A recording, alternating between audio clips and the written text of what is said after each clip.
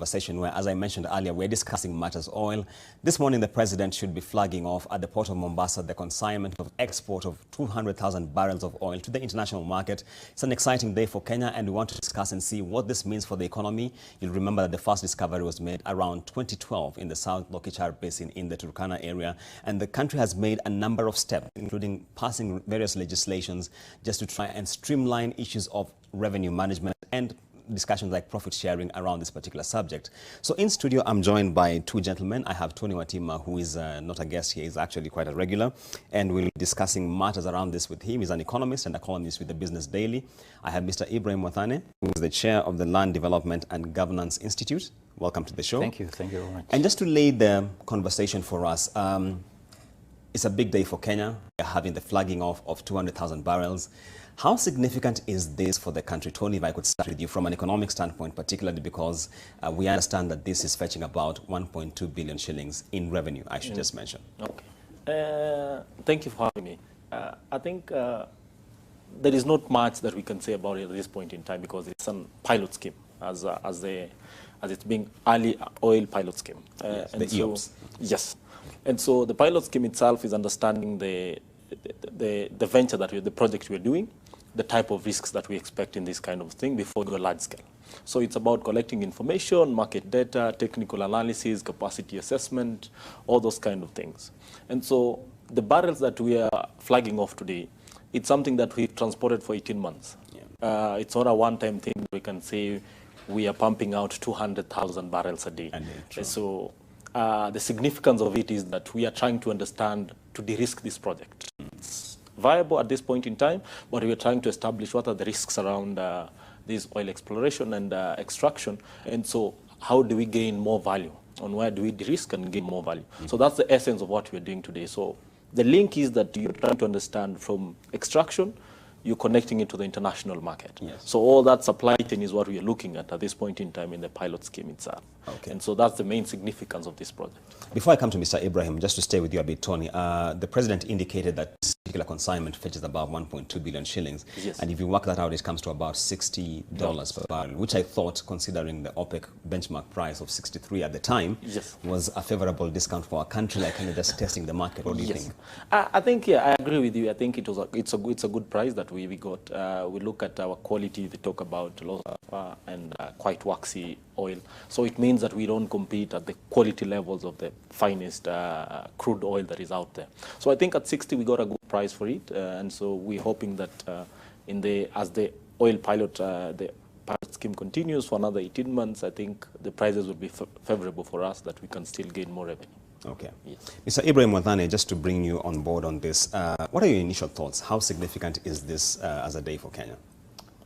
You know, for me, when I think about this against our country, Kenya, which has so far run along on a cash crop economy, this, for me, is, from a national and historical perspective, a very significant development in this country, that we can begin to look forward towards an earning where we get foreign exchange on exports other than food crops, cash crops.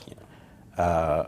For me, I'd probably even point out that I think there's a major information gap, in the sense that I don't see excitement through our print media, yeah, which ought to be telling Kenyans that this is happening.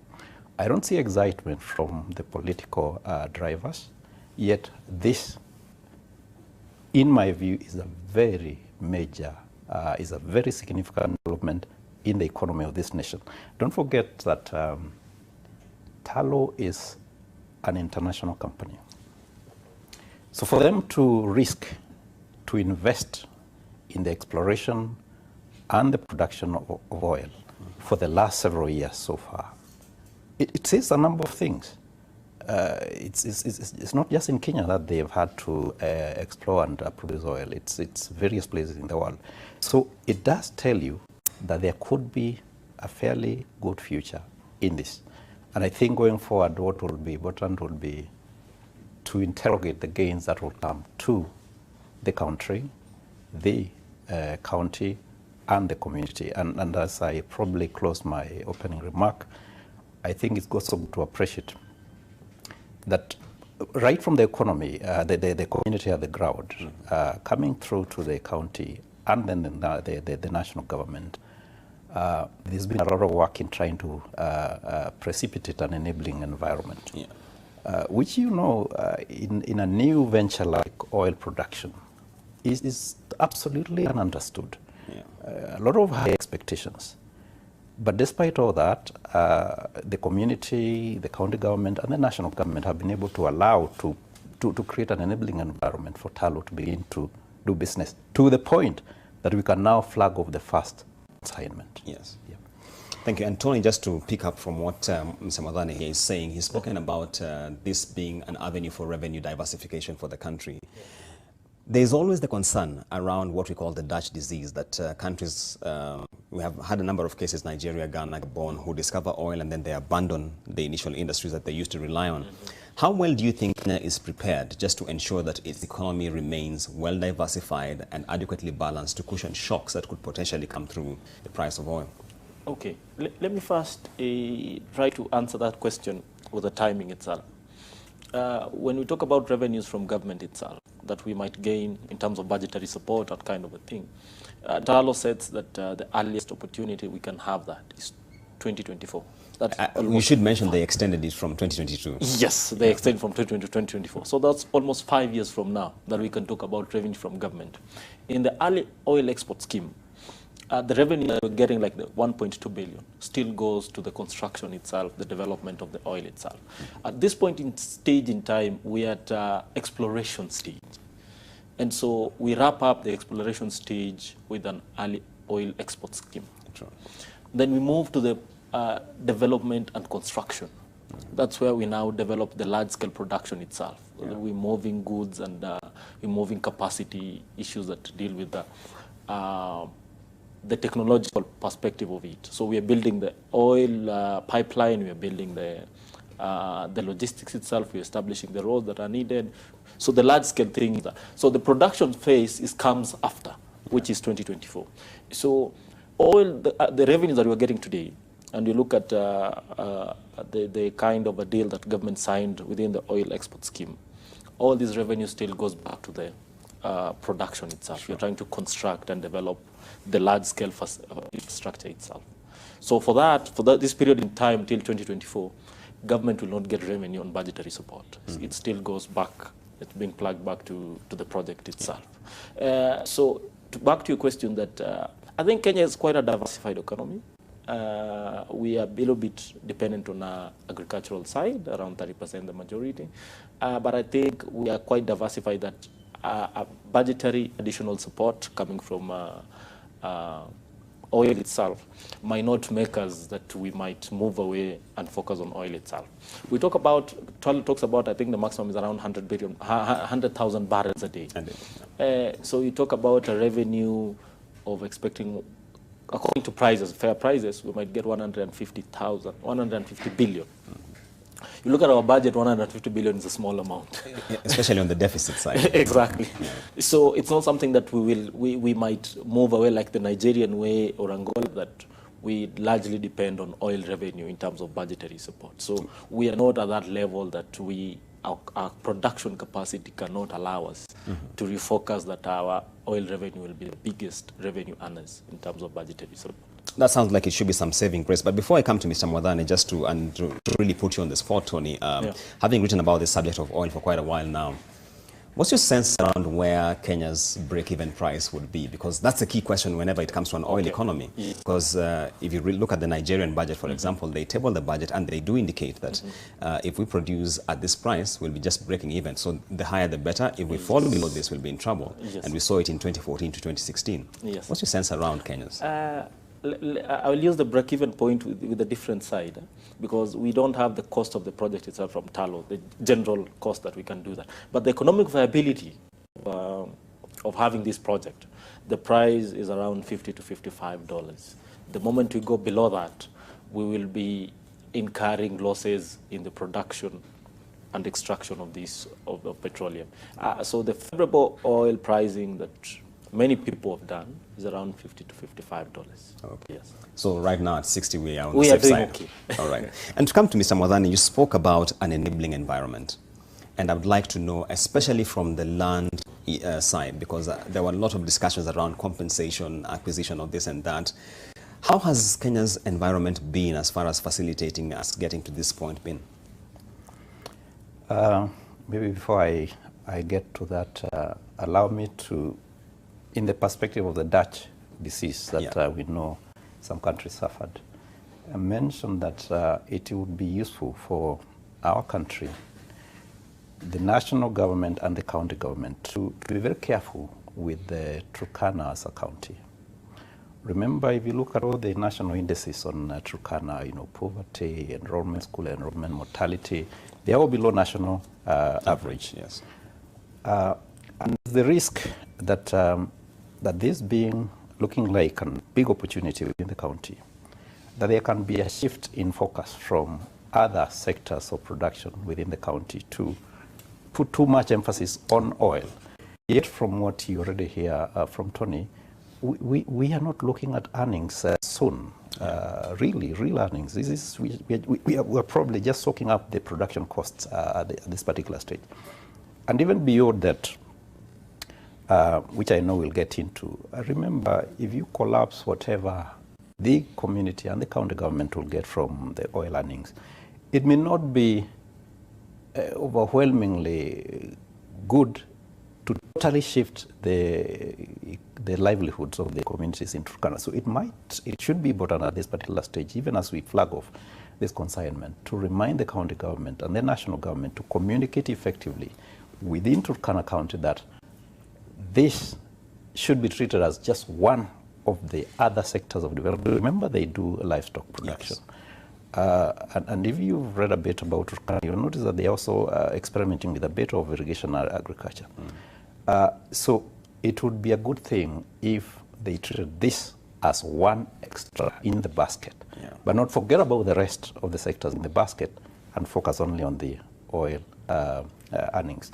And then coming to the aspect of enabling environment, allow me to also observe that I think Kenya has come into this at a very lucky historical moment because it has global lessons, good and bad lessons to learn from. So in shaping the new Petroleum Act, I expect that Kenya and the experts that informed it drew a lot of lessons from the best destinations, best lesson destinations, and also the bad lesson destinations. Two, we have also known that production, or the oil sector, and also adversely impact on our environment. Yes. If you look at the case of Nigeria, you realize that when they did their oil production initially, they didn't even have an environment management law, which led to a lot of degradation of their environment. Spillage. Now, Kenya has learned those lessons, so it comes to this when it is able to piggy on our environmental management organs and law to avoid those kind of lessons. Also, it comes to Kenya when we have had the benefit of shaping, enacting a raft of land laws which allow us to manage private land rights, community land rights, and also public land rights. More significantly, I think the fact that we have a community land law now, and if you look at where we are exploring for oil and where we are particularly, where we struck this oil locature, that's all within community land rights. And if Kenya is able to effectively use the land laws, part of our challenge as a country has been that we do not apply our laws effectively and enforce and follow up with lessons. But if we did so, we are very well placed to be able to treat the land rights that are affected by this industry as best we could. But I think directly on the land sector, what one would observe is that I think so far I know Talo has had challenges in the initial entry with land rights, and that's why I did appreciate communities when I began and when I made my first comment, because it wasn't too easy. At that time, we didn't have the Community Land Act, and even now we haven't fully applied it. But they were able to get into arrangement with the communities to be able to access the land for exploration and also to strike the well site that they now are using, and finally be able to get to the stage that we are in. That is not easy, and I think that's commendable. Wonderful. Yeah. And Tony, just to pick on that subject of the enabling environment, one of the reasons which was cited for the extension from 2022 to 2024 was the fact that some fine print had not been cleared out, especially around the issues of the enabling environment. Right. And I think one of the environmental agencies had mentioned that we need an evaluation report just to be sure that all T's are crossed, all I's are dotted. Yes. When you look at the enabling environment created for this particular venture we are getting into, do you feel the country and the policy shapers have been supportive enough? Okay.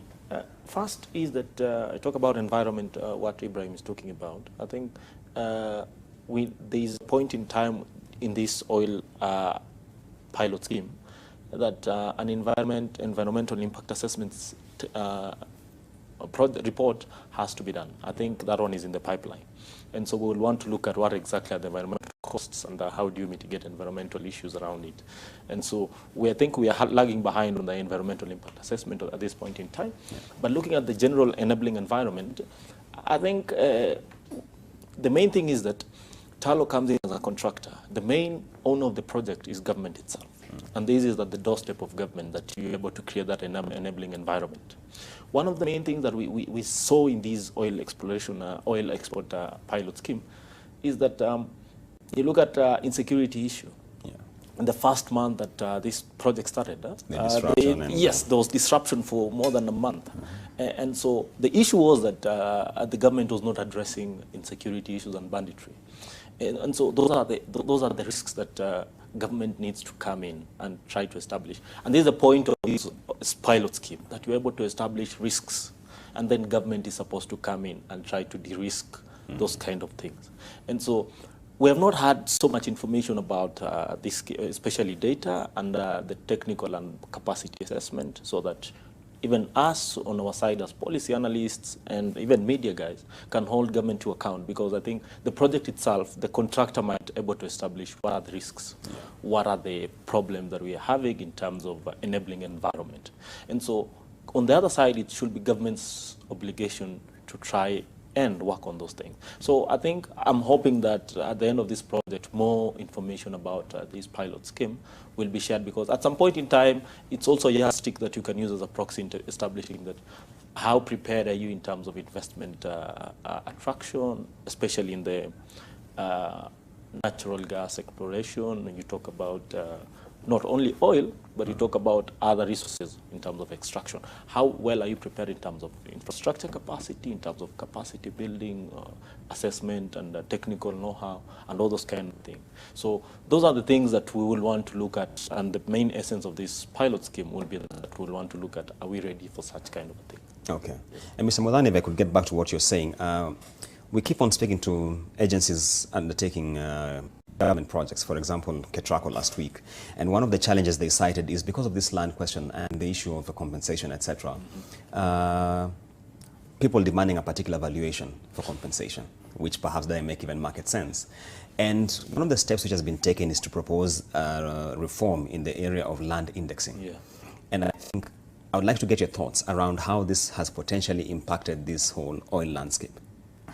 Before I get to that, just to add to what Tony was mentioning, allow me to mention that to create an optimal enabling environment, I still feel that we require a more robust communication strategy. Yeah.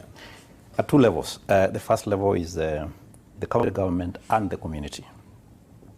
I'll tell you, if you think about a pastoralist, a resident of Rokicha, who has, you know, because you have TV every day, you have newspapers every day, Tony and I and others, you get the impression that there is actually information. That is not so when you are in the interior there. There's no dissemination? They do not get that information. So we must urge the county government in collaboration with TALO to ensure that there is sufficient information going to the affected communities, failing which the expectations at the ground level are so high. Little wonder that you saw people begin to storm Lodwar and Lokcha, demonstrating that they need jobs, they need 2, they need 3, because they probably thought this thing has landed and we are getting shortchanged. Yeah. Soon after, when we started the business of trucking the oil to Mombasa through road, again there was an interference because it was like the baby is gone and we have nothing that we hold. So that level needs to be very carefully handled so that there is good communication between TALO and the county government and the county, the communities that are affected, so that their expectation is tempered to move along with the phases of this industry. Then there is also the national level, between TALO and the national government. At this national space, I'll tell you, much as we are doing this discussion, a lot of Kenyans out there may not have the details of really the details that are moving this industry. So the next thing that you will hear after this consignment flies is, where is our money? Where's the money? And that communication strategy again ought to inform the national space with sufficient information so that media actors in print and broadcast can be able to inform Kenyans who are able to then get the news through social media, print and broadcast, to be able to interrogate this issue with, objectively for what it is at this particular stage. But coming back to the issue of land, and this is a very elusive issue, and if you talk to TALO, if you talk to people on the ground, the people in the county government, it's one of the most subtle areas and can cause serious delays, and it does cause delays. Land does cause delay in project delay. You've seen what happened in the SGR. It is still happening. And I am sure if you interrogate the land access officers within TALO, they'll tell you it has not been easy either. To make matters worse, remember that we will not be tracking this oil through road for the rest of it, of the time that we are going to be producing. We will be creating some infrastructure, which is a pipeline along the proposed Lapsset corridor. Now, that pipeline corridor will cut across a long stretch of private and community land rights. And I can tell you, all these people, beginning from the site, right across the pipeline to the coast, Lamu, will be coming over with their probably the highest figures possible. Yes. To place on the table so that they get compensation. And I think at this point, it would be useful to indicate that 2 things. One, TALO must appreciate that private and community land rights have to be compensated for. And it's TALO, the county and the national government must appreciate that private and community land rights must be compensated for where they are affected by this project. Yes. And when you say this at a platform like this, some listeners may think it's academic, but I may want to invite them to place themselves in the shoes of a person who is on the ground, who has probably erected some shelter, began some project around the land they consider theirs, and they suddenly have to be shifted off. The impact to their lives is dramatic. Yeah. So indeed it is fair, it is right to expect that they are compensated, that you soft land, their eviction, their shifting. But having said that, it's also important to appreciate that TALO is not a charitable organization. It's in business. It's a business organization. So it came to Kenya to make a profit. Yeah. With the Kenya government, with the county government, with some formula of sharing revenue. So it is useful to appreciate that, given the fact that it's a global investment firm which seeks to make profit, if we as a country look like we are too expensive as an investment destination, what do you expect the Talo shareholders will say? That we think this project, which doesn't even look too significant compared to many others that they have, is taking us into a loss pit. So can we quickly reconsider the investment option and go elsewhere? Yeah. Now the result would be that the community, the very community that seeks to gain, the county government and the national government will actually lose out. So it is important that as we get into this matter of discussing compensation, the both sides maintain clarity on the fact that this is a give and take discussion. That's where the new tools like the index valuation index that is being developed, comes in handy, because it is meant to bring in some level of predictability on land values within various zones, so that as much as you think your land should be 10 billion per unit size, it brings sanity. The unit is telling, I mean, the index is telling you, no. From our yesterday studies, this shouldn't go beyond this. Yes. Which I think is good for the country. Okay. Yeah. And Tony, he has mentioned something very critical about the communication strategy and the demands by the local communities. Yeah. If you read the Petroleum Act of 2019, there is a provision of local content. Yes. And the whole idea is that there should be a level of ownership. If we are doing a project, some level of content should be sourced from the immediate community. Yes. Do you feel that a lot or sufficient measure was taken by this particular act to ensure that we safeguard against some of these challenges that we might be having, as Mr. Modane has mentioned? Okay. Before I answer that, there's something that Mr. Modane said about communication generally. I think that's one of the biggest problems that we fail. In many projects. In many projects, especially mega projects. And one thing that, in terms of mega projects investment, the issue about land is never on the investor. It's government that picks that. Land compensation is always a very difficult problem. So for any investor, that is a big risk that if you're going in. So if you find all the government projects, major projects, the issue of land acquisition on the way, where the infrastructure project will lay down, is always a government issue itself that government will negotiate. So the risks, like we are seeing now, we find that if government is not handling it better, the contractor or the investor finds they have a reputational risk in this project. And so that's the biggest failure that we have in government. You look at the recent, last week we talked about the highway between Wayakiwe to JKIA. You find that people came with their own valuation. It delayed the project that World Bank pulled out. Yeah. And so government needs to find a way on how do you handle this issue without reputational risk to investors itself.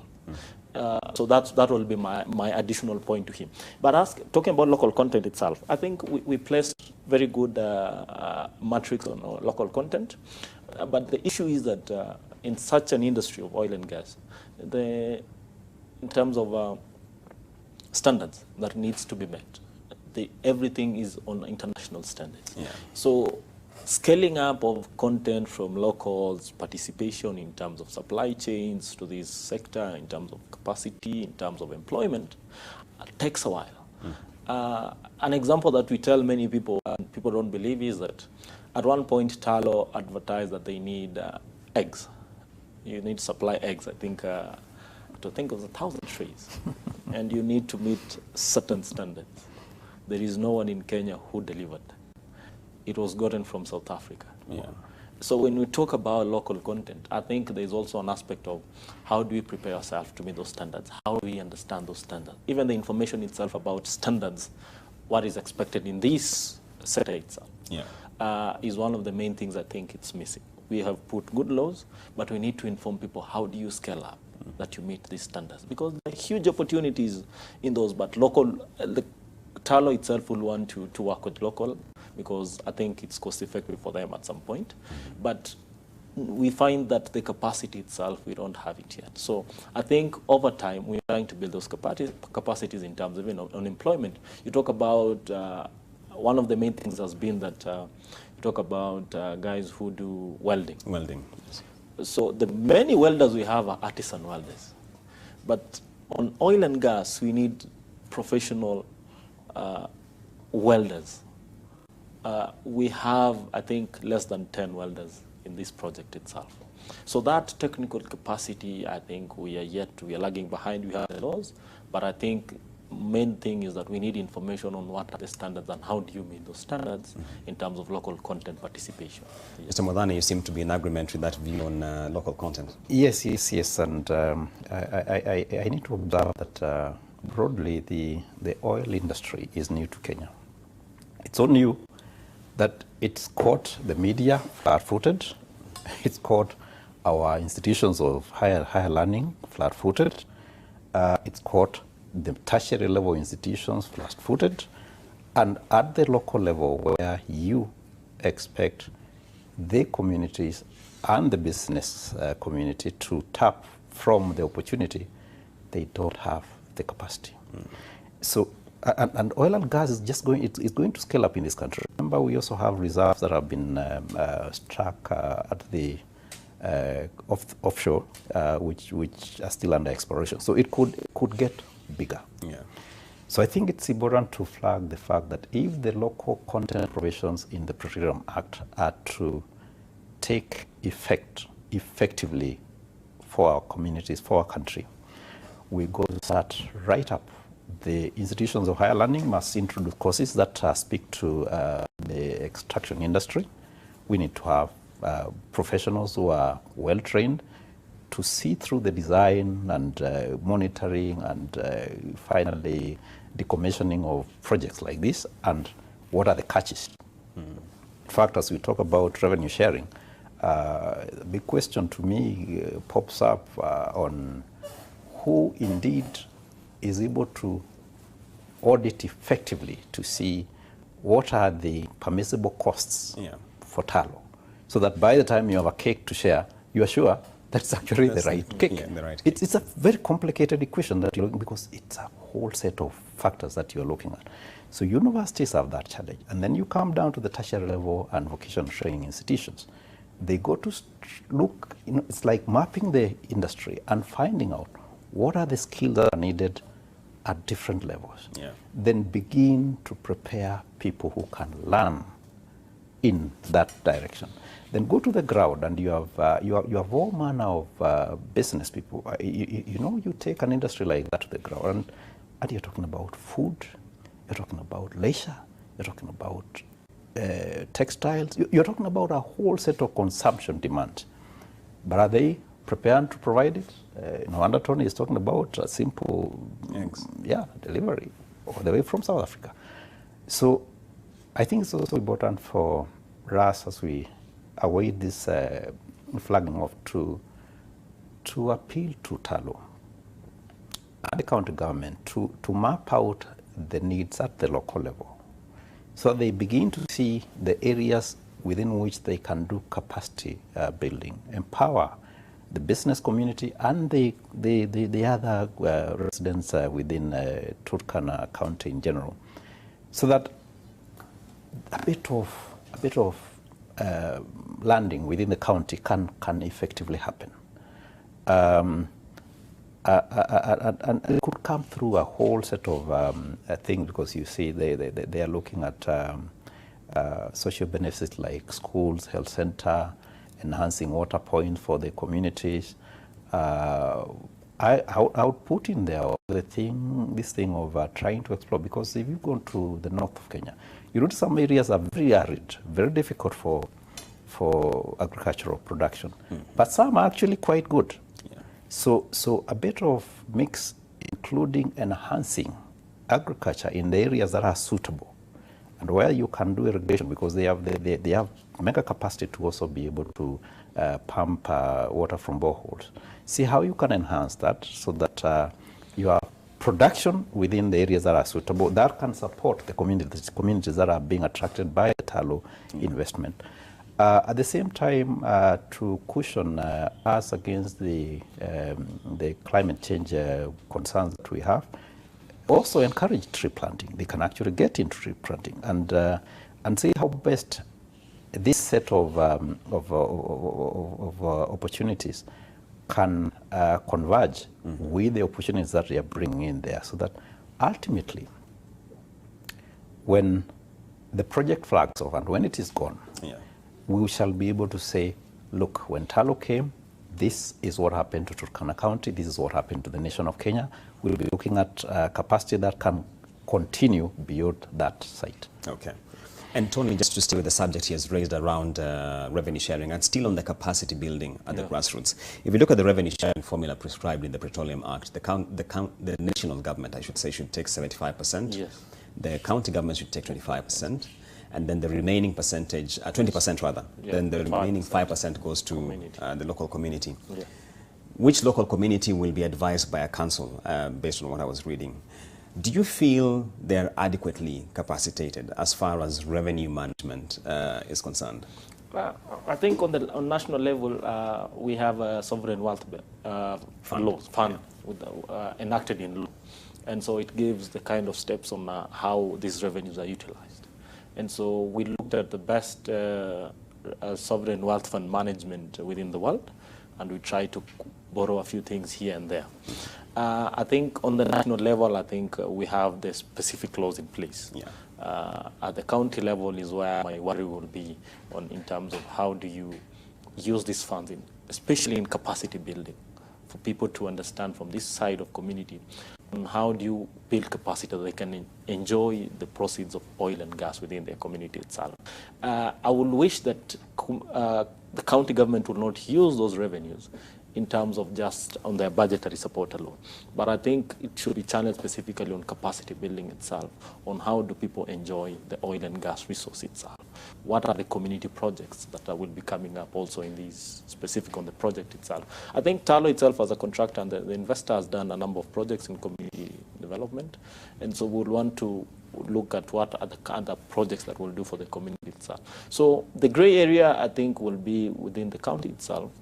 And when you talk about community revenue that goes to the community itself, I think that's where we need to redefine properly in terms of specific clause or policy itself that can keep people in check in that perspective. I think for the government itself, or national government, sovereign wealth fund is good. The only problem, we always have good laws, but implementation is always a problem itself. Yes. Yeah. And Mr. Molane, just to pick on the same conversation, in terms of revenue sharing and revenue management at this point, the key concern here seems to be at the grassroots level, the community level, because they have a 5% stake based on the prescribed formula. What are your thoughts around this? First, I think, remember the history of this is that it was very contested. Remember the county government at one point totally dug in on some percentages that they thought should be different from what we have in the Act currently. And I must admit that a lot of us discuss this ratio without adequate information. Because if you ask, for instance, why 75? Why 20? Why 5? And I said as we were beginning that, remember, Kenya is doing this after decades of other countries doing it. So I've got a feeling that there are precedents that have been borrowed from. It cannot just have been, you know, by the rule of thumb, you place 70, 75 on the table. There has to have been a reason. But away from that, for me, and first of all, I think we must appreciate the negotiators who made it possible for us to quickly agree on this. Remember, it had made the Act remain a bill for years. Yes, true. Just because it was very difficult to agree on that. So the magnanimity of the negotiators who finally saw the need to move off that and finish up with the bill so that we come into implementation needs to be appreciated. But for me, it's the unwritten things that are probably louder than the written things. Because when you talk about 75%, 20%, and 5%, it's what's the quantum? What is the quantum that out of which we are receiving our revenue so that we may then be able to share it 75, 20, and 5? And remember, that's why I said we need capacity. We need capacity at the national level, because to be able to determine that, you are collapsing all the costs that Talo hasn't gone. The sale of whatever oil that will be available for export. And consequently be able to say then, this is what is available as a profit from this investment. And therefore, the Kenya government will receive X and Talo will go with Y. But no one is telling me what X for the government is and how it will be determined. And it's a very complicated quantum to figure, because it is the sum total of the costs of production and many other things. So that we need, as a country, to be concerned about, because it is what will inform our earning as a country before we come to this business of 75, 20, and 5. And going down to the county level, again, I thought the Act is very silent on, just like Tonia said, at the national level, there's a bit of clarity, which still will be informed by implementation, much as it is clear what it can be spent on. But when it comes to the county, it's silent. It's very silent. And that's where our trouble can be. And it can be such serious trouble that the community can misperceive what's happening at the county government level. Yeah. And if they do, they will be up in arms, they will deny access, they will begin to be an obstruction, and effectively begin to interrupt the project. So that thing needs to be stretched a little further so that people at the county level can know what this 20% would be used for. Yeah.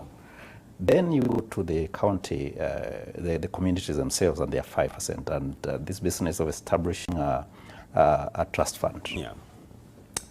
But much as you will have people who will run the trust fund, there's a whole question of how then do they use the proceeds to benefit the community. And remember, the trouble we have over here is that it's not like Talo is working in a vacuum. As it works, the county government is also busy with its plans over that period and for the future. So it's so critical that the managers of the trust fund, which will be established, and I hope the county government is working expeditiously towards establishing that infrastructure, so that the plans from the county government can be coordinated with the plans to spend money from the from the trust fund, and also can be aligned to the socio investment projects that Talo has been laying on the ground for the communities, because talk about roads, talk about health centers, talk about schools, talk about water points. Yeah. All those needs probably have been identified by the Turkana County Development Plan. And if these are not speaking in alignment, and if the trust fund plans will not be aligned to these two, what you can have is an overlap of provisions of services which are similar. All right. Right, welcome back to NTV Today, where we are discussing matters regarding oil and how the significant event happening today at the port of Mombasa, where the president should be flagging off the initial consignment of 200,000 barrels of oil, is significant to this economy and what it means. And we'll be getting back to that conversation a little later on. But for now, let me speak to Bernard Ojwang, who is my colleague in Migori County, on an update on the census activity. Bernard. Well, thank you very much, Julians. We are here in Rongo town, and it is just 2 days since the process started, and of course it has been going on well in some different parts of the country. But in Kisumu, we received some incidences whereby a female enumerator was gang raped, and also in Homa Bay County, a enumerator was beaten by a dog and currently getting treatment in Kisumu. And apart from that, in Migori County, many people here are currently complaining that they have been waiting for the officers, but to no avail, and they are saying that they are ready. But when we tried talking to the officers in charge, they were telling us that the locals should just be patient. And also they are saying that the main problem that might have led to that is because of each and every enumerator was mandated with 70 to 80 household, and of course we are just going to talk to some of the locals here. Can you just join me? Since the process started, have you been counted? No, I've never seen anyone from my house since 2 days. Yeah. Every night I was in my house, sitting down from night to morning. I've never seen anyone. So I don't know whether if I'm not a Kenyan to be counted. That's why I'm here to know why. Yeah. Have you tried maybe inquiring from your area chief, as chief?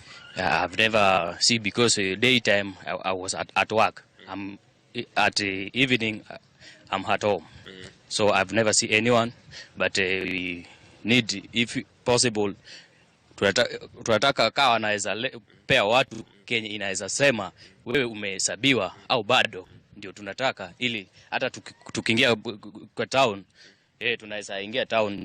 Ukiingia town bila alama yenye inasema umehesabiwa utawekwa pingo. Na wale ambapo mnaishi nao pamoja, je, wao pia washahesabiwa? Bado sijaiona hao watu karibu huko kwetu. Now, I'll speak to another person. Join me here. You are saying that you've been waiting for these people. Yes, I've been waiting for them in my house, and I've never seen them since 24th and 25th. We have been reporting in time according to the law, which was put across and well explained by CS Matiangi. And so far, we are surprised they have not reached. And again, when you are found in the town by 5 p.m., you are chased away, running up and down. So we are requesting them to come because daytime we're very busy moving from one point to another for our daily duties. Yeah. Are you ready for them? I'm very ready because this is one of the government policies that we have to obey and implement. Yes. Well, I'll speak to another person. Join me here. Ebu karibu, je ushapokea hao wageni? Bado sir, I've not received the census people, because I've been missing the sleeping about 2 days, waiting for them to come, and they are not there. So I'm very much worried because I don't know what's wrong with those people, because we have been walking here and there. If you reach the town, then you are being chased. That you go back to the house. So if you reach there, you don't see those people. So we don't know what's wrong with those people. Okay, well, thank you very much. Julius, I'll speak to one of the person here. He's just telling me that he has also participated. Join me, karibu. Je, umehesabiwa? Nimeshahesabiwa. Yeah, lakini kitu mimi nalea, hata nikitoka hapa nikienda town, mimi nakimbishwa sana, sijui nini, hakuna alama, hata unaweza onyesha hata police, hata mimi nimeshahesabiwa. Sasa hapo ndio watu wanalia sana. Jana tulikimbishwa jana usiku, hakuna mwenye alitoka hata na mboga kwa soko. Sasa tufanyaje? Kitu gani tunaweza sema ati nimeshahesabiwa? Yeah. Na wanapokuja wale maafisa wa census, wanapokuja pale wanachukua muda gani hivi? Wanachukua time kama 1 hour. Yeah. Yeah. Well, Julian, so you've just heard from the locals. They are saying that some of them are saying they have not been enumerated, and also you've heard from one of the person. They are saying that they want a sign that shows that can show that he has participated in the process, because for a very long time since the process started, that is 24th, there was a rule that says you have to be in your house as early, and of course in Rongo town, each and every evening the police officers have to they usually ensure that nobody is doing business in town, that they should go back home to participate in this process. And currently they are appealing to the officers at least to ensure that they visit them so that they continue with their daily business. But the main problem, what we came to realize, because we managed to talk to some of the enumerators, they are saying that one of these gadgets they are using internet, but the internet problem has really made them at least to slow the process, and they are appealing to the officers concerned so that at least to ensure that the machines, the places they are going, they have also other internet providers so that they do their work accordingly. Back to you. Many thanks, Bernard. Always interesting to get feedback from the grassroots. And remember, NTV has got special coverage of matters regarding the census. We have the big count running every prime time, and be sure to catch up with it this evening. But now we get back to studio where we are discussing matters oil. It's a big morning for Kenya, where the president should be flagging off the initial consignment of 200,000 barrels of oil into the international market, essentially putting Kenya on the global map as an oil exporter. And remember, you can be part of this conversation by sending us your message to 20686. It is toll free, as well as tweeting us at NTV Kenya at AmbokOJH is my handle. You are welcome to share your views. And just to get back to our conversation, Tony, Mr. Modhani has mentioned here that the whole aspect of the cake that should be shared, when you talk about this revenue sharing formula of 35% to the government, 20% to the county governments, and then 5% to the local community, there is lack of clarity as to what this pie actually entails. If you could just walk us through what essentially this means. Okay. I think it's a good point that Mr. Modhani has raised, because we might talk about 75, 25, but what exactly is the figure that we are talking about that will be coming, or we are sharing? So that should be coming in terms of the contract that government of Kenya has negotiated with the contractor itself in terms of revenue on the crude oil exportation. So how much does the contractor take and how much does come to national government, then we distribute it on that matrix. So this is a point in time that national government has entered a negotiation with the contractor, who is the developer. So the negotiation starts on how does the contractor get their revenues, their investment back. So return on investments is one of the main things TAL will be looking at from their point of view. So the other stakeholder is government itself, that how much do I get out of these revenues? As the owner of the resource itself. So the two have to sit down and have a contract itself. So this contract has been signed, but the petroleum ministry says they cannot share it with the public. They've negotiated in the best interest of the public. And so this is the problem that we have with this government in terms of disclosures of especially mega projects. We find that we have a government that loves opacity, and you know, opacity never builds public confidence. It is running around in very many projects that there is no disclosures of contracts government has entered into with investors. And I think from an investor's perspective, it's a reputational risk to the investor itself. So at the other end, like Talo will tell you that the best practices, international standards, is that you don't disclose your contract itself. And so it's upon government's obligation to make it public. And we have laws that guide that. We have access to information, and always government would float these kind of laws. So we are left in a place that we don't understand what exactly is government doing it, because if you're negotiating for the best interest of Kenyans, I don't see any problem why we don't make it public. And so you find that projects, especially this one on oil, has very high expectations. It's a very emotional. People think that, you know, the expectations is that we've joined the leagues of Nigeria and Angola and Venezuela as top producers of oil. So you find a point in time that government is not making contracts open. So people feel that you're being robbed by your government itself, and it creates a very serious breakdown in terms of public confidence, and even for the investor itself. I think one of the problems people will have, that there are very few people benefiting on these things because we don't have a structure, we don't have disclosure on contracts, and it creates a problem that catches up with us. And that's the biggest worry that we have at this point in time, that government is not ready to make disclosures on the contract it has entered in this project. Yes. And Mr. Modhani, if I could just speak up from what Tony is saying, is essentially giving us that dichotomy between what perhaps many people might not appreciate yet, is that there is cost oil and then there's profit oil. And as long as the contractor has not recouped their cost of investment, then we cannot have a conversation around the profit side. How do you feel this issue of clarity around this cake that is to be shared can be better handled? Allow me to restate among the fairly significant developments that this speaks to is the fact that from today, the world community across the world, Kenya will take a totally different identity. It becomes an oil producing, oil exporting nation. That, in geopolitics, is not a measure that we in this country should take for granted. And I therefore reiterate the need for the political drivers in this country, the media, and civil society in this country to wake up to the reality that it is happening from today. And looking at the opportunities spelled by the offshore findings, gas findings offshore, and the fact that if you read the history of Tullow and other companies that are coming into exploration, there's actually a big opportunity for this country to strike more oil. So it could be a defining moment for this country in a very major way, and we need to appreciate that opportunity and consolidate it. Then let's also appreciate that, like I mentioned, that tracking oil from Turkana to Mombasa cannot be an option forward. Yeah.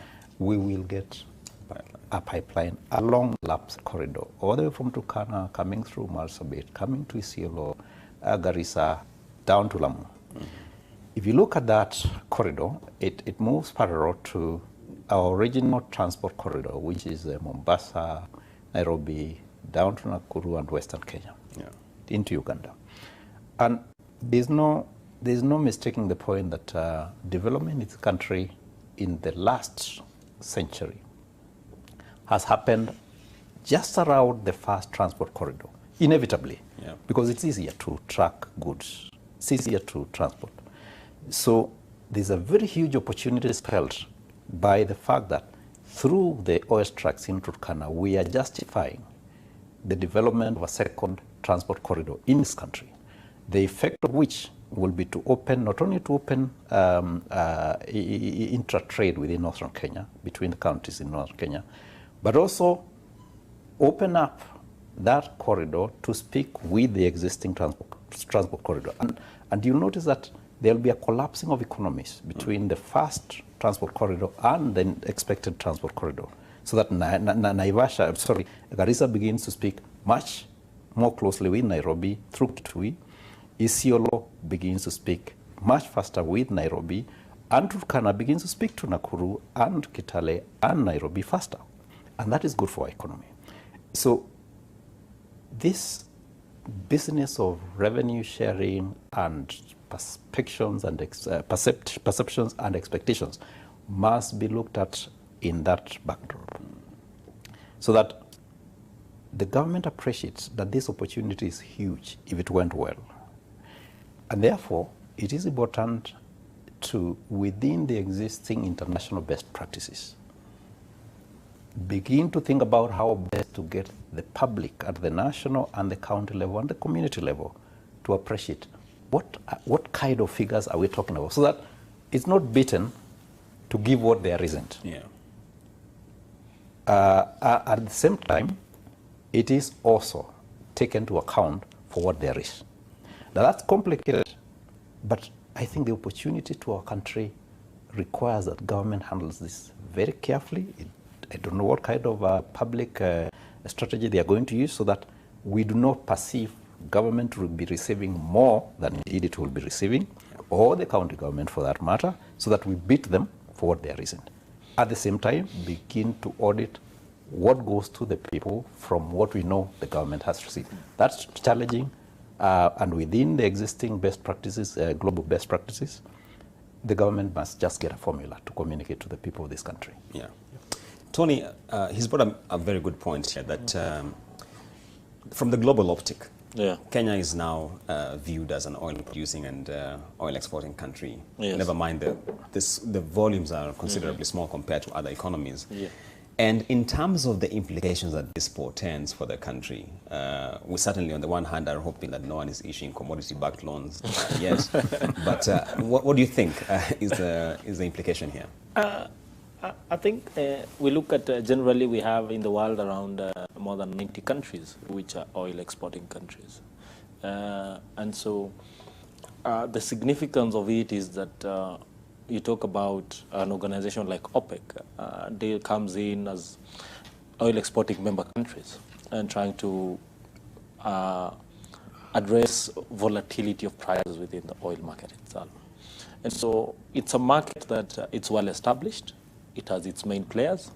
You look at example of Nigeria, they have been a member of OPEC establishment have been suffering from prices. So you don't have much say. There are many people who drive in terms of pricing and addressing policy issues around it, especially within pricing itself. I think there are people who are bigger players. I think the best thing for us at this point in time is that we are a diversified economy already. And so we not find ourselves in positions like Nigeria, where you depend like today, Nigeria oil, its revenue that it's expecting from budgetary support is almost all from revenue itself, from oil revenue itself. And so you find that they pay public service, the salaries alone of public service in Nigeria comes from oil revenues exhausted already. So we are not in that position, I think. So in a global perspective, the optics of it is good that it looks from a perspective that we are a hydrocarbon deposit place, that people might think that it's good to explore other issues. We talk about natural gas, we talk about, we have a number of hydrocarbons that we can look at. So it gives a perspective that from the optics of it, from an investor perspective, it means that we have hydrocarbon deposits that investors might be looking at. This is one of the countries, despite of offshore, we have onshore, which means on land itself and sea. So it means that we are a country that have minerals, that means many people can come and find exploration opportunities itself. So the optics of it is good that we are an oil exporting, but also expectations are high. Precisely. And that's one of the main things that government is not looking at. Because generally, the moment you talk about an oil exporting country, people look at you differently in terms of revenue and in terms of development itself. So those are expectations that we might try to mitigate because we are not at the level of 1 million barrels or 2 million barrels. But we need to mitigate that it doesn't come to hurt us at some point and harm us, because public will feel that maybe we are missing out too much and government is gaining too much. And the issue that Mr. Modani is raising, I think the fundamental thing that government needs to understand is that, and it's in the constitution itself, and it's as we the people, we delegate powers to government. Yeah. And even when we talk about natural resources, it's not government's resources, it's the people's resources, and government is only a custodian. When you negotiate these contracts itself, you're negotiating on behalf of the people of Kenya. And that's why that's the spirit that forms the access to information itself. But you're negotiating on the best interest of the Kenyan people, and that's the need to make it public so that they can audit it, they can question it, they can give their views about it. Yeah. They can even give you a thumbs up if you negotiated a good contract itself. And so that's the idea that government continues to miss, that it's a top-down model. It's government to decide on when to make these contracts, making it public. But the idea is that they negotiate it on the best interest of the Kenyan people. And it's not a government resources, it's the resources for the Kenyan people itself. So that thing seems to be very foreign within government circles.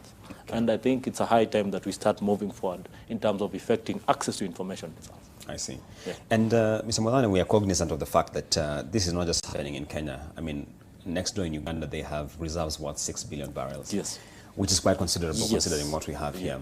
Do you feel at the regional level there has been the required amount of coordination, especially around infrastructure sharing, things like pipeline, refinery, etc., so that we ensure that at least we realize the economies of scale that would come from this oil boom?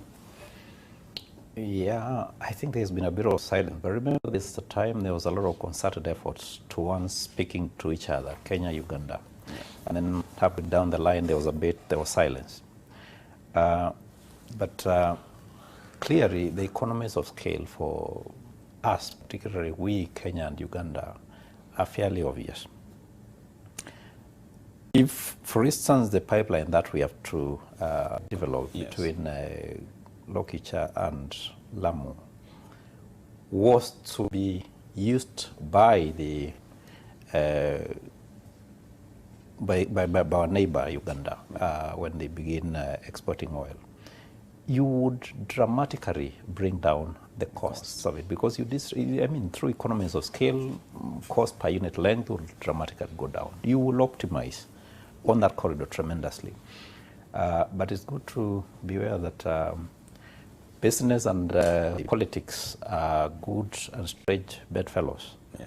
So what may look very good in business may just fly off if the political convergence seems to speak differently for reasons we may not understand. But I think in this discussion, what we need to be urging is that within the East African Community bloc, we optimize on the infrastructure that is being developed by various East African nations, so that if Uganda has an opportunity that speaks well for Rwanda, then they are able to partner in developing the enabling infrastructure, where Kenya is optimally placed to develop infrastructure that can speak to Uganda, Tanzania, Rwanda, which is a little hinterland.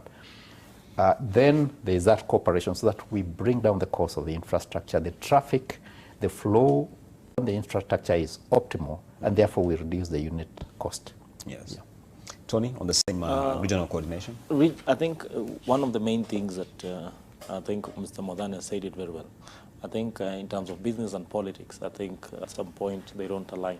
And that's a problem that we had in the East African community. One is that we were looking at, when developing this project, we were looking at Uganda as the biggest player that we'll work with, especially in terms of pipeline itself. So we cost share and infrastructure share on the pipeline itself. And one of the main issues that Uganda raised is that is the problem that we talked about earlier here, acquisition of land. Yeah. It's big cost, and they will not want to be part of that. You see that the risks that are coming in such a thing. So they looked at acquiring wayleave is one of the biggest inhibitors of developing projects in Kenya, and that's why they moved to Tanzania, one of the main reasons they gave to that. So that one is one of the things that we lost out, but Kenyan government still continued with the project itself in terms of developing the Turkana oil and establishing the pipeline itself. So we've rescaled it and refocused it that we are trying to look at probably South Sudan and Ethiopia itself. Yeah. South Sudan is quite far. So if you're trying to link that, I think it depends on if they will want to make the decision on whether the North Sudan will be an opportunity or Kenya. But I think one of the opportunities Kenya has in terms of infrastructure sharing, especially the pipeline, is Ethiopia. The southern side of Ethiopia is doing oil exploration itself. And so linking it to the seaport, I think Lamu offers a better opportunity itself. You talk about also in terms of East Africa itself. I think one of the proposals that Uganda gave didn't make sense itself, because they wanted to share, the countries share a number of things. And one of the main things they wanted is they wanted the refinery in Uganda, Watima itself. Yeah. So the economics of a refinery is that you place it on a seaport. A seaport, true. So it makes it exportation better. But making it inland didn't make sense at all. And so the kind of negotiations that we are having at some point didn't make business sense itself. And so they decided to go. You talk about Tanzania, mostly on natural gas. So for them, I think they're different. So I think the question will be also, how can Kenya and East Africa benefit from natural gas of Tanzania? How do we interconnect our infrastructure itself? That we can enjoy also natural gas from Tanzania, because we are not natural gas developers itself or producers. So I think the EACC has failed in terms of coordination, especially in policies, and how do you harmonize and have one say in many things. I think one of the main things we exposed was in the oil and gas itself. I think we didn't have the capacity that we can rally around one project itself, especially in cost sharing of projects, and work together as a community. I think we were exposed in that. Okay. And let's talk about the issue of, still on the issue of level of preparedness for the countries in the region. And Kenya has now, early this year, we had the tabling of the Sovereign Wealth Fund bill, and of course, public views are invited. When you look at the structuring of this particular bill, you remember it is steered in three elements. You have the stabilization component, infrastructure, where stabilization is meant to groom the country in terms of volatility of prices, infrastructure, in terms of our spending on infrastructure. And then there's the Urithi component, which essentially is savings for posterity. Did you get the sense that this was well, perhaps, thought through, benchmarked against the best practice globally? Yes, I think with the structure itself, we borrowed the good structure itself in terms of the allocation of the three. So the issue will be that right now we're talking about little revenues, but it encompasses all general revenues. It's not oil only. So whatever revenues that will coming from natural resources will be going into this kitty. I think my biggest issue will be, and that's one thing I've raised, is the composition of managers who will be managing these sovereign funds. These are direct appointees of political players, and that is one of the biggest risks any sovereign wealth fund has in the world, because there needs to be independence. That at some point we've seen that sovereign wealth fund, a number of sovereign wealth fund, where government feels they don't have money, and they will ask the sovereign managers, I need money for this budgetary support. And since you're a political appointee to somebody who is asking you, you will give that money. You talk about the biggest sovereign wealth fund, the best sovereign wealth funds are managed independently by managers.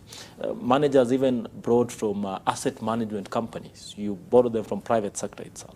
And so they're able to establish the independence that is needed in terms of guiding this, going down on this policy itself. And that's the biggest problem when I say that we have an implementation problem. That is one of the main problems that we'll have. So long as you have political appointees there, we need a process that we can appoint managers to this, because you're handling a lot of money, and there will be a lot of pressure from political circles in terms of budgetary support.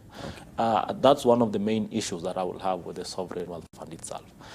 So the other ones, I think it's a learning process and a teething problem that when we start, I think we'll try and see where we can correct itself. But I think the biggest problem we have will be how do we appoint competent managers and independent managers who can implement the laws itself as it's strictly written. Yes. And Mr. Bodhane, Tony is sort of alluding to a case we have seen in Southern Africa where questions have emerged around, I think, the Angolan Sovereign Wealth Fund. Yeah. But from where you sit and when you look at some of the measures we put in place and in terms of regulation from the fiscal management side, do you feel the Sovereign Wealth Fund is well thought through? Remember when I kicked off, I mentioned that we are lucky as a country because we come into this late in history when there are a lot of best lessons to learn from. So I suspect that the architecture of the legal framework, the provisions of the legal framework we are putting in place, may be probably as good as there can be. Yeah. I think what is pertinent is what Tony brings on the table on the quality, the management of the fund itself, day-to-day running and the long-term management, so that we ensure that the intended benefits indeed do come through the Kenyan state. Yeah. I think we are learning lessons as a country. We want something to work well. We have lots of managers, credible managers within this country actually, who can do business for the country. It's a question of the managers of the state identifying the right faces for the various institutions that we have. I haven't quite read the constituent offices for the intended fund. Yeah. But two things I would say probably. One, that if indeed we want to have political appointees there, we need to be a little careful not to ensure that we entrust a very, very important state fund to persons whose credibility in the management of it will be in question. Even the perceptions alone will result in low public confidence. But then two, also point out that if we actually carry the bar on what we've just started as a state lately of trying to call accountability for every manager who is in our state institution, it's a very hard thing to do. I think for this country, which has seen, lack of ethics, lack of ethical management for so long, it's a very hard thing to begin and to push through to its final end. But if you ask me, as a country, we don't have a choice. We got to try and bring it through. If it came through for the country, we wouldn't even have to belabor this question. And I think if it went through, this is my observation, that it could be the beginning of the end of a lot of political actors wishing to get into a public office. Because it can become a career risk. that you got in freely, but you cannot get out heading home, but heading where you least expected.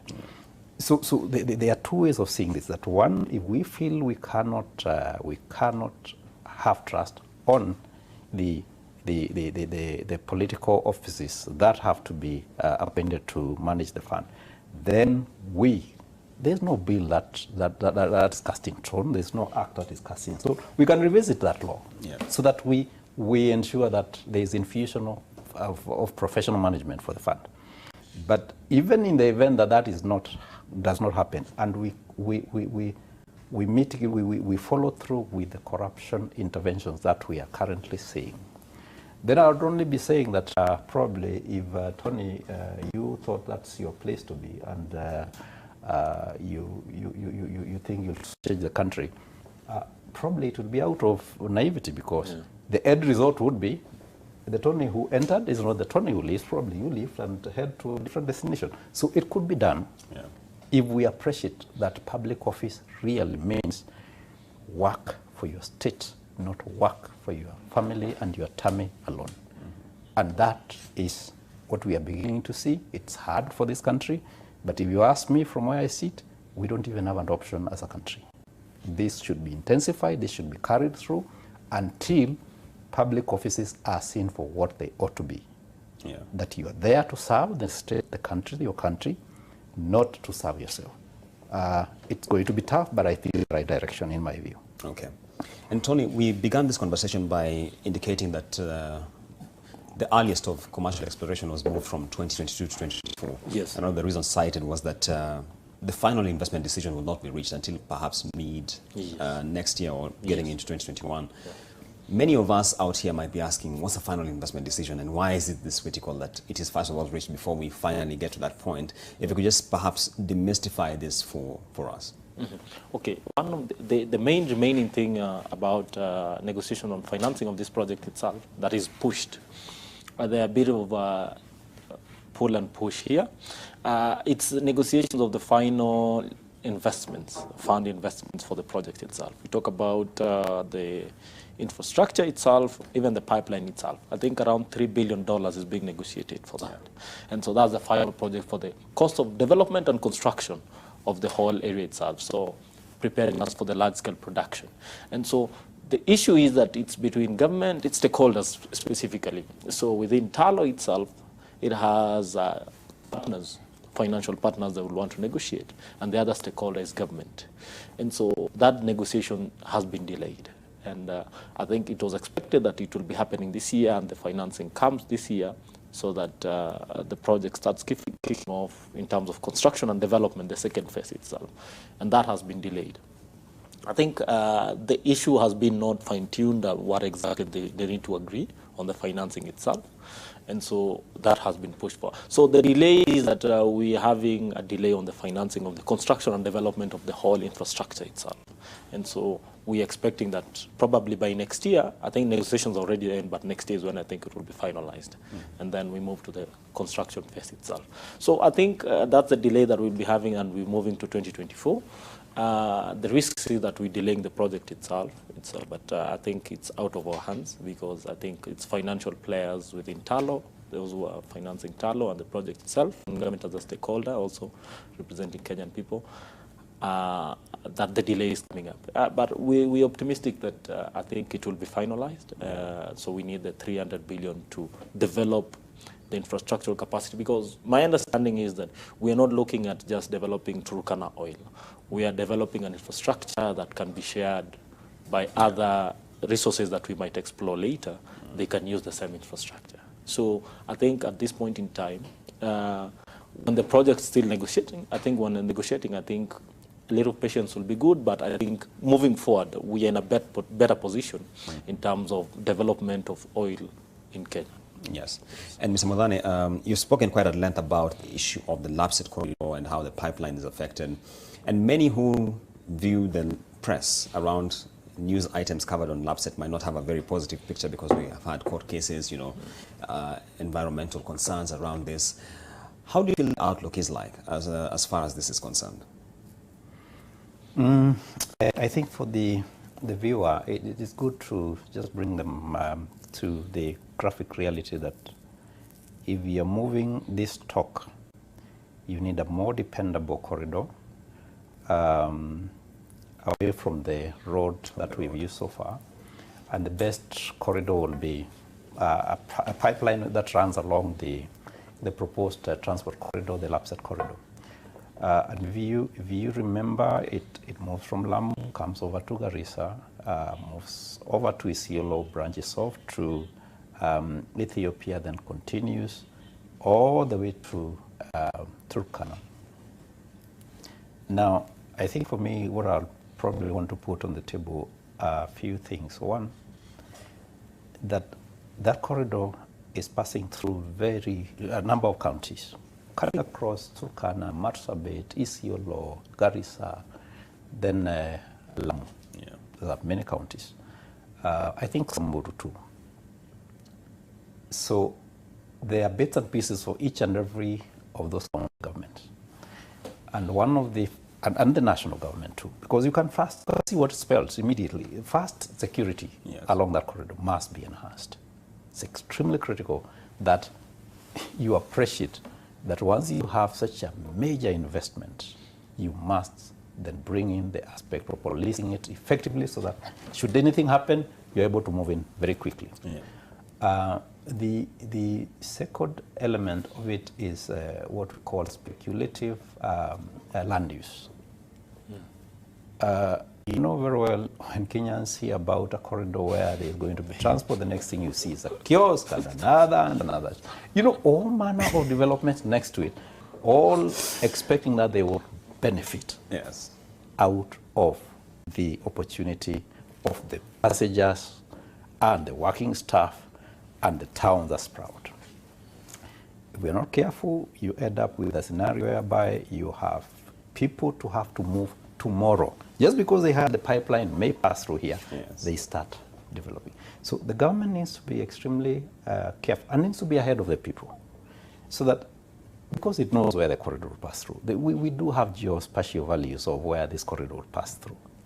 So it is possible to now predict what radius you want to police or what radius you want to preserve so that you don't have inappropriate land uses beginning now and becoming a problem for tomorrow. Yeah. And if you remember the case of Konza, which had similar challenges, similar threat, through the Planning Act, the government gazetted that as a special planning zone, keeping off anybody who would have wished to speculatively move in and develop structures or whatever business they would have wished, which would be counter to what Konza City anticipated to develop into.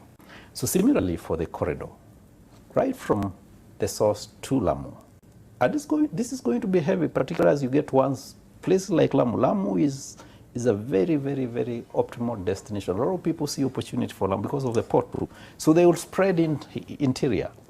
So the government needs to protect the corridor that this transport infrastructure will pass through, so that in advance, you and I can be told about the limiting options that you have. Should you want to set it in, you can only get as far as this radius. Yeah. Now that will help us to have a clear corridor so that you have no conflict in the land uses between the trains, the transport, the vehicles, and the maintenance crew for the pipeline.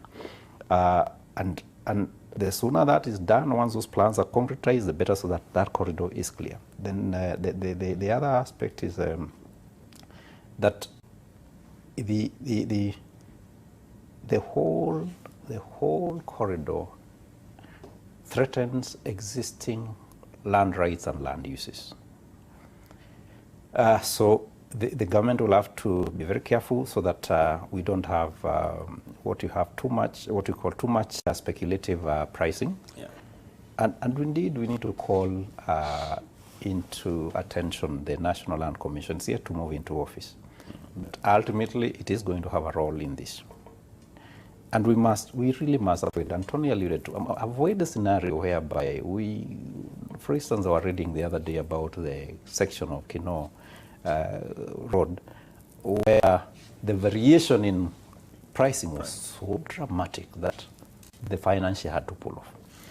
So let the county governments be able to appreciate that they need to play their role in protecting the corridor from a land use perspective, and besides also explaining to their people that as much as your land rights are affected, it is important to appreciate you need to get what you deserve.